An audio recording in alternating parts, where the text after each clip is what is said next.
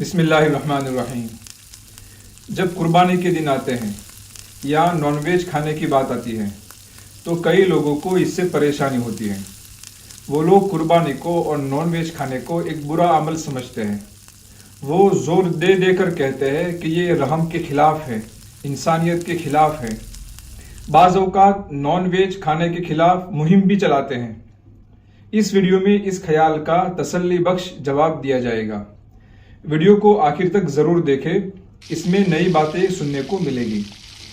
جواب سے پہلے یہ جاننا ضروری ہے کہ اس وقت تمام ترقی یافتہ ممالک میں بہت بڑی مقدار میں نان ویج کھایا جاتا ہے، اور بیف کھانے والے ٹاپ 10 ممالک میں کوئی ایک بھی مسلم ملک نہیں ہے۔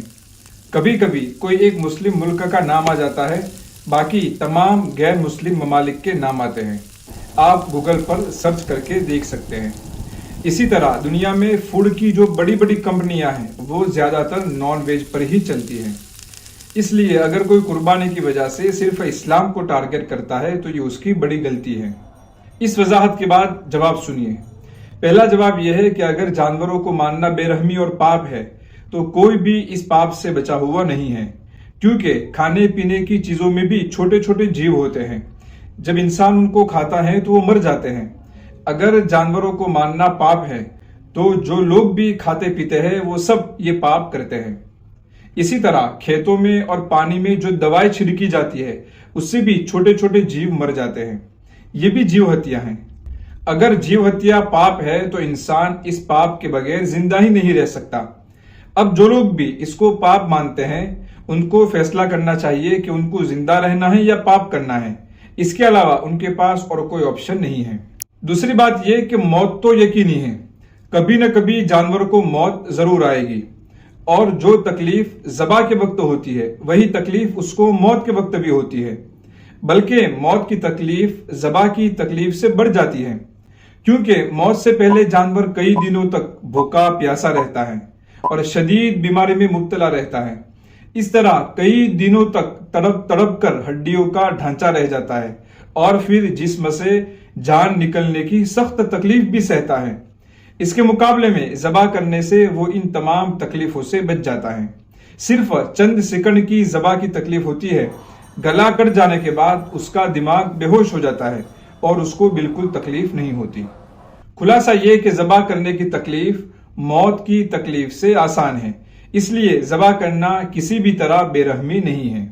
یہاں کوئی یہ کہہ سکتا ہے کہ اس کی زندگی تو کم ہو گئی، تو اس کا جواب یہ ہے کہ جانوروں کا ان کی زندگی میں کوئی گول اور کوئی پرپس نہیں ہوتا ہے۔ وہ صرف زندہ رہنے کے لیے کھاتے ہیں اور پیتے ہیں اور نسل بڑھاتے ہیں۔ اس کے علاوہ ان کی زندگی میں کوئی مقصد نہیں ہوتا۔ ایسا نہیں ہوتا کہ انہوں نے اپنی زندگی کا کوئی سپنا سجایا ہو، وہ زندگی میں کچھ حاصل کرنا چاہتے ہو۔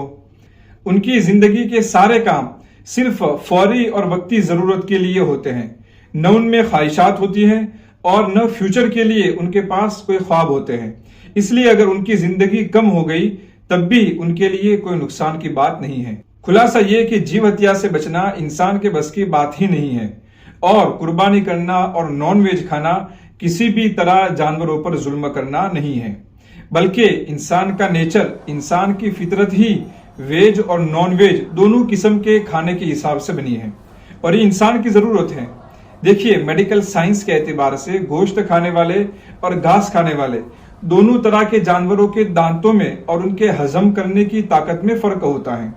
انسان کے دانت اور ہضم کرنے کا نظام دونوں طرح کے جانوروں سے ملتا ہے۔ اس سے معلوم ہوتا ہے کہ انسان پیدائشی طور پر ویج اور نان ویج دونوں قسم کے کھانے کے لیے بنا ہے۔